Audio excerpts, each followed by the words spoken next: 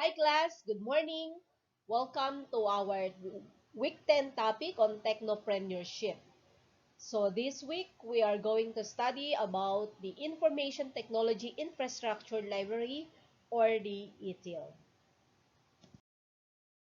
After the discussion, the students are expected to gain the insight on how the Information Technology Infrastructure Library can help the organizations and identify the opportunities to develop the business process using the ITIL service strategy and understand the ITIL service design and transition. The ITIL. The ITIL offers the best practice repository for the IT service management. So this determines the ITSM structure that are discussed last week.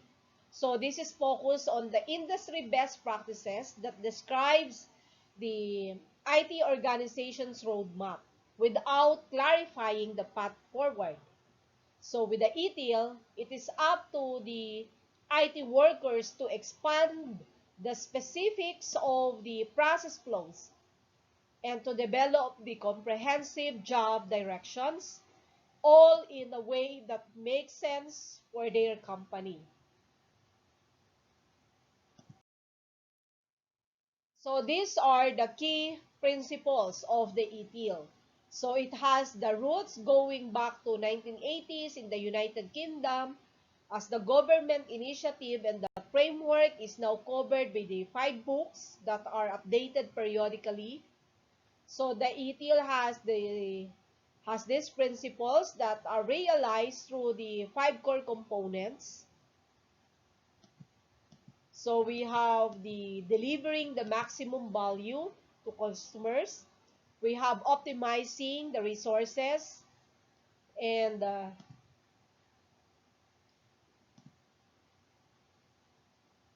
capabilities. We have offering services that are useful and reliable, planning processes with a specific goal, and defining roles clearly for each task. So let us study first the different terminologies of ETL. We have the capabilities. If we say capabilities, these are the abilities of the organizations, applies to resources to create value. If we say function, the self-contained subset of the organization to intended accomplish a specific task. So they usually take the form of the group of people and the tools they use. The processes. If we say processes class, these are the structured sets of activities designed to achieve a specific objective. So the 4 basic characteristics of processes are they transform into inputs into outputs, they deliver results to a specific customers, so they are measurable, and they are triggered by the specific events. And then we have the resources. Resources class, these are the raw materials that contribute to a service such as the money, the equipment, the time, and the staff. About roles. Roles are defined collections of responsibilities and privileges. The roles may be held by individual or a teams.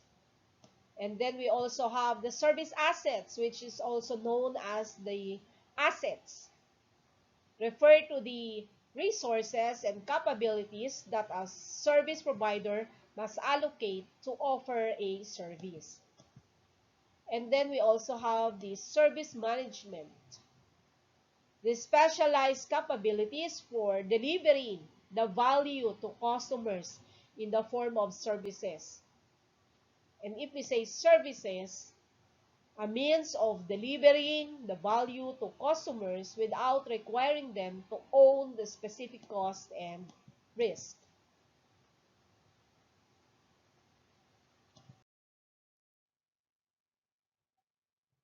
How about the ETIL service life cycle? These are the framework of ETIL. We have the service strategy,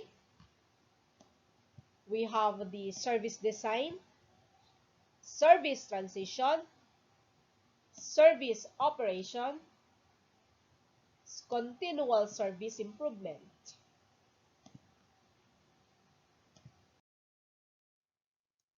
So let us discuss first what is the service strategy. The purpose of the service strategy is to provide the strategy for the service life cycle. The strategy should be a sync with the business objectives. The utility and the warranty of this component are designed to ensure that the service is fit for purpose and fit for use respectively. Ensuring this important as these two components are what add value to the delivery of services to customers. The service portfolio management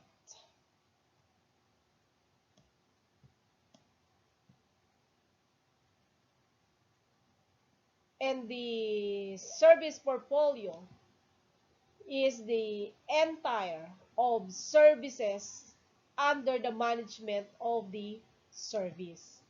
So it contains of the three major parts such as the service pipeline, we have the service catalog, the retired services, the service portfolio management organizes the processes by which the services are identified, described, evaluated, selected, and chartered. Another component is the demand management. The demand management process is concerned with the understanding and influencing the customer demand. So it involves the user's profiles, which characterize the different typical group of users for a given service, and patterns of business activity, which represents the way users in different user profiles access a service over the course of a given period time. We have these components. We also have the financial management. Financial management process provides the means of understanding and managing the cost and opportunities associated with the services. Plus, it includes the three basic activities such as the accounting,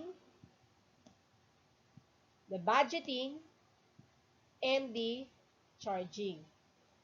So, the accounting is the tracking how money is spent by a service provider.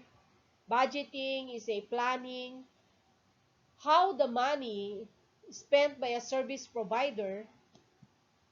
And then we have the charging, which is securing the payment from the customers for service provider. Another component is the strategy operations. Strategy operations ensures that the services such as fulfilling the user's requests, resolving service failures and fixing problems, and carrying out the routine operational tasks, these are performed efficiently and effectively. There are different factors of the service strategy. We have the strengths and weaknesses, the attributes of the organization. So, for example, class, we have the resources and the capabilities, service quality. We have the cost structures, the product knowledge, and the customer relationship. We also have the business strategy. The perspective positions, the plans and patterns are received from the business strategy. We have the critical success factors, asking the questions, how will the service provider know when it is successful?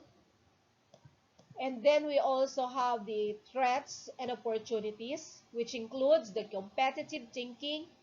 For example, Is the service provider vulnerable to the substitution? Or is there any other means to outperform the competing alternative? And then we also have the types of service assets. We have the resources and the capabilities. If we say resources, these are the inputs for productions. So the resources are transformed by the management, the organization, the people, and the knowledge. While the capabilities refers to the skills to develop and control the resources for production. So the skills are based on the knowledge, the experience, and information.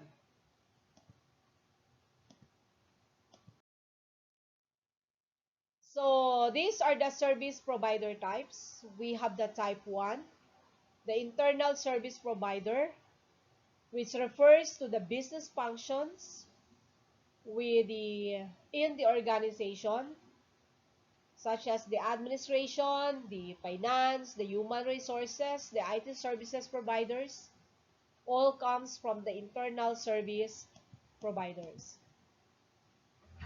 We also have the type 2 shared service provider.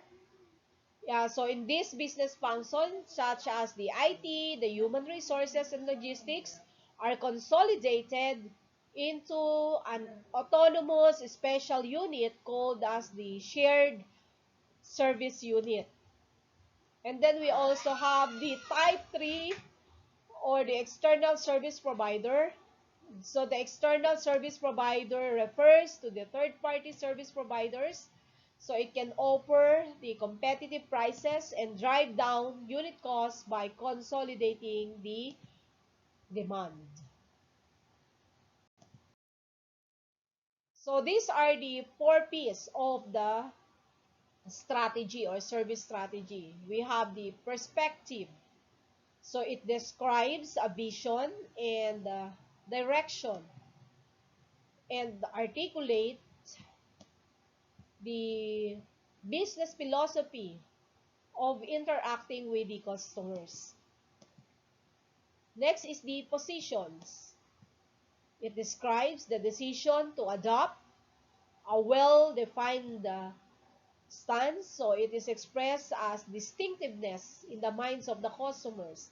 So this means competing in the same space as others, but with the differentiated value propositions that is attractive to the customers. Whether it is about the offering a wide range of services to a particular type of customers or being the lowest cost option. So it is a strategic position. And then we also have the plan. A plan describes how we do offer the high value or the low cost services, or how we achieve to offer other the specialized services. How about the pattern? Pattern describes the organization's fundamental way of doing things. The next cycle is the service design. Service design includes a blueprint for the services providers. So this requires not only the constructions of the new service, but also modification and upgrades to existing systems. So it also helps the service provider to know how to improve the design skill for service management. So the service design life cycle phase is about the design of services and all the supporting elements for introduction into the live environment. So these are the 4 P's of the service design. We have the people, the processes, the products, and the partners. So the people, these are the human resources and organizational structures which required to support the service. We have the processes. The service management processes requires the support, the service, the products, technology, and other infrastructures are required to support the service. And we have partners, wherein the third parties that offer the additional support required to support the service. These are the service design processes. The service catalog management. This process is responsible for designing service catalog for containing the service product specific to the customers for which they are willing to pay. So the service catalog, this is a subset that contains the services available to customers and users. So it is often only for the portion of the service portfolio visible to customers, meaning it is commonly act as the entry portal of all the information services in the live environment. And then another process is what we call the service level management. The goal of this process is to ensure that quality of the service meets provisions quality agreement. So the service level management is charged with securing and managing the agreements between the customers and the service providers regarding the level of performance and the level of reliability associated with the specific services. So the service level management results in the creation of the service level agreements between the customers and the providers.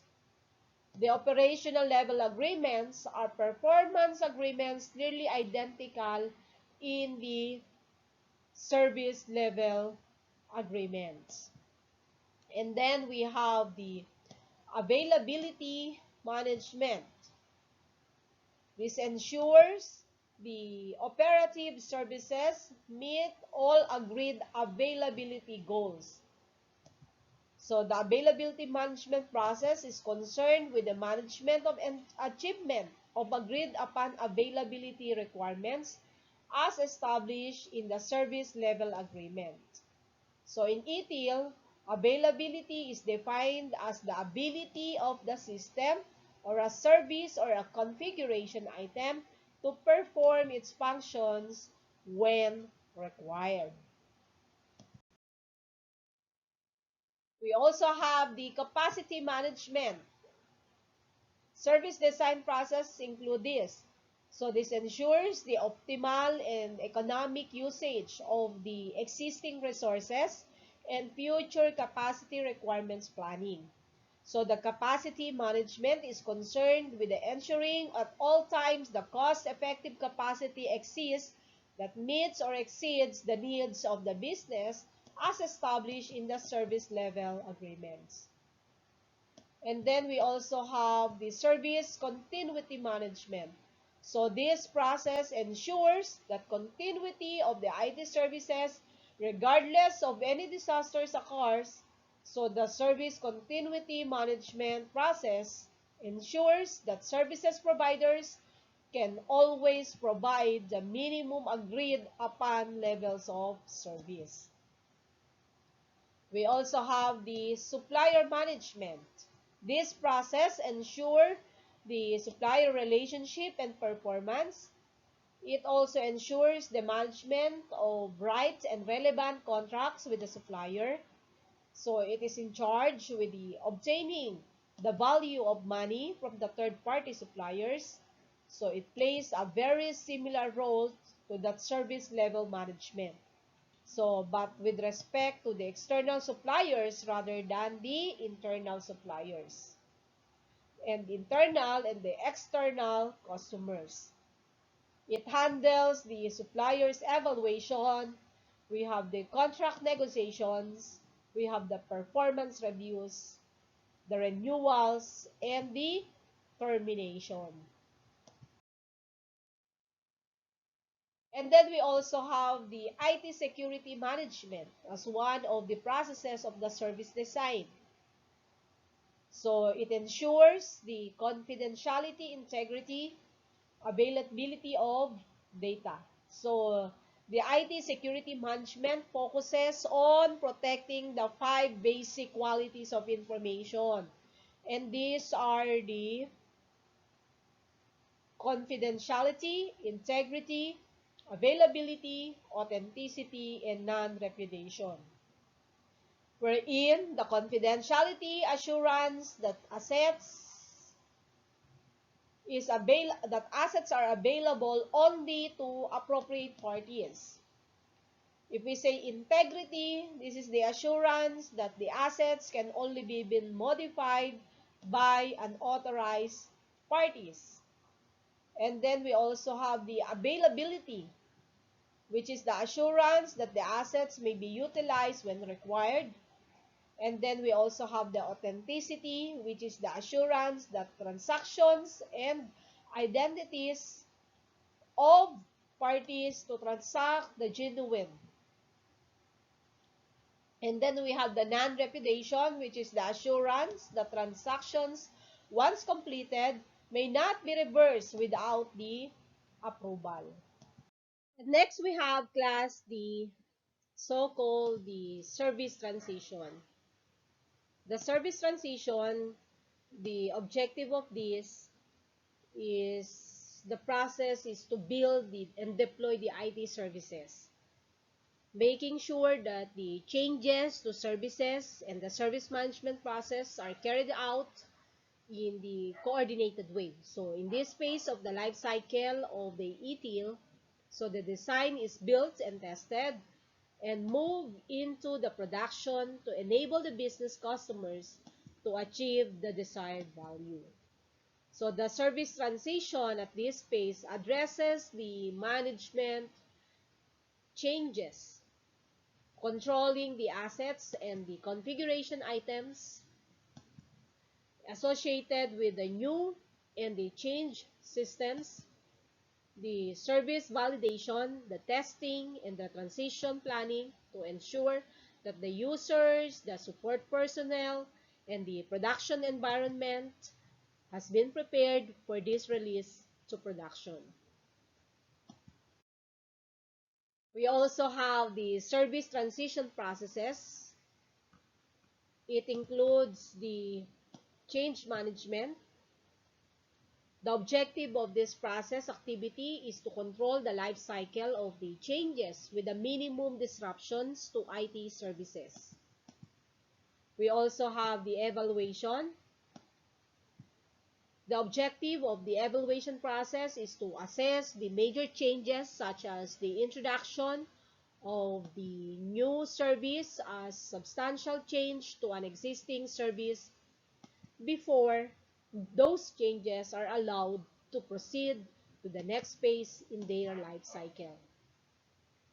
We also have class the transition planning and support.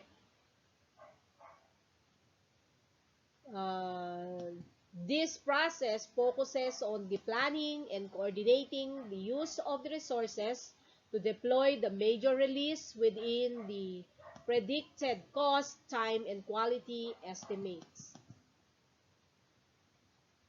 And then we also have the release and deployment management, wherein the objective of this process is to plan, schedule, and control the movement of the releases to testing and live environment, ensuring that the integrity of the live environment is protected and that correct components are released.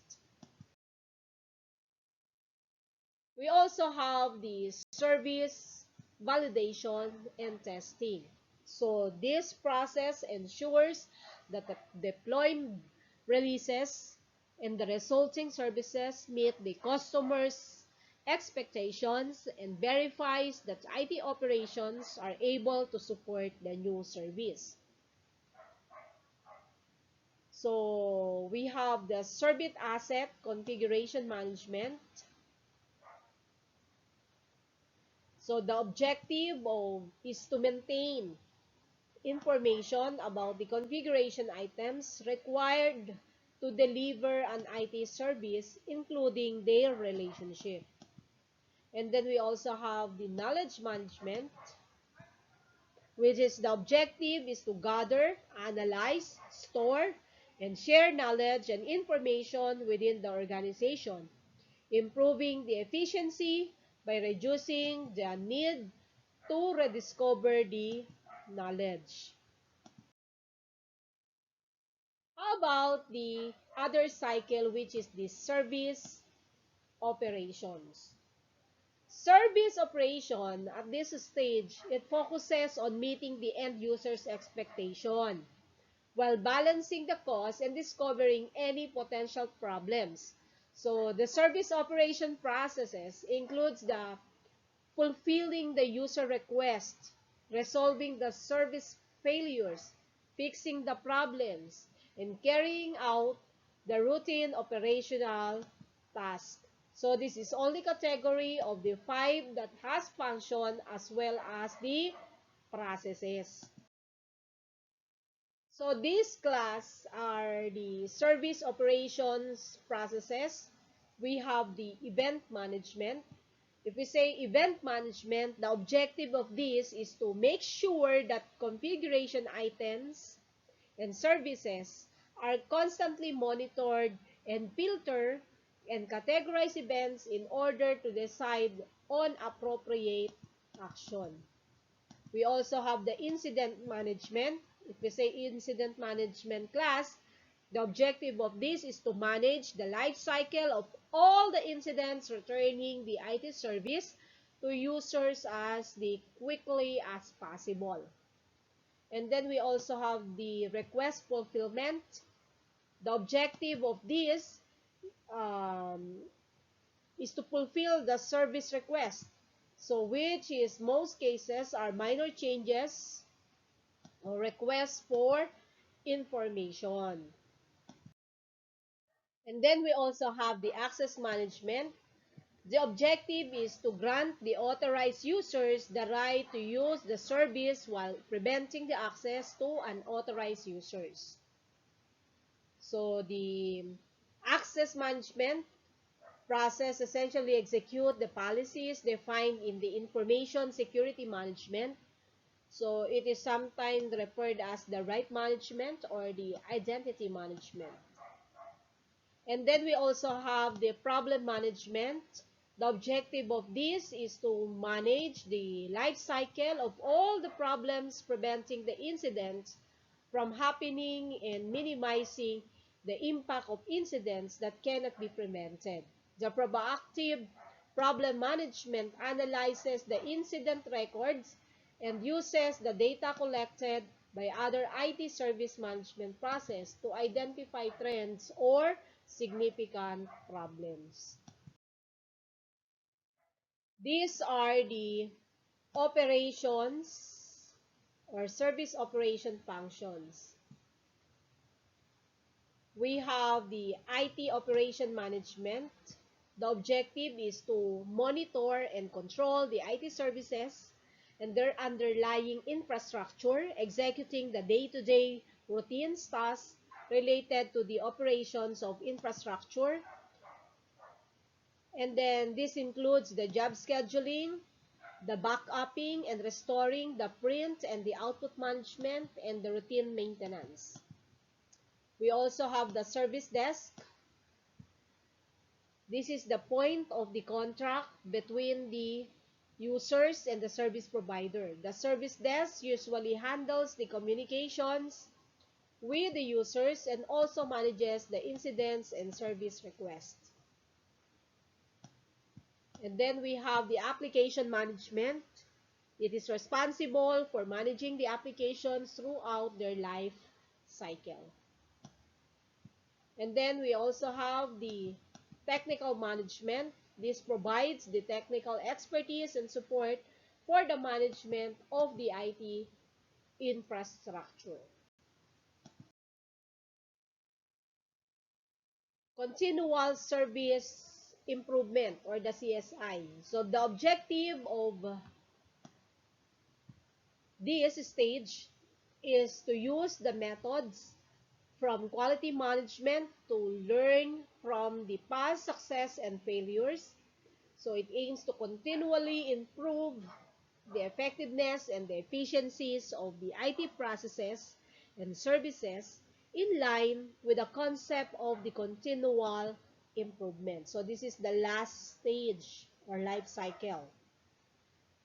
So there is only one process in this area, and it has the 7 steps, such as identifying improvement strategies, defining what will be measured, gather data, processing data, analyzing data, and presenting and using the information drawn from the data, and using the information to improve. So that is continual service improvement. Okay, class, you may visit these references for further readings of our lecture for this week about the ITIL. So, thank you and good day.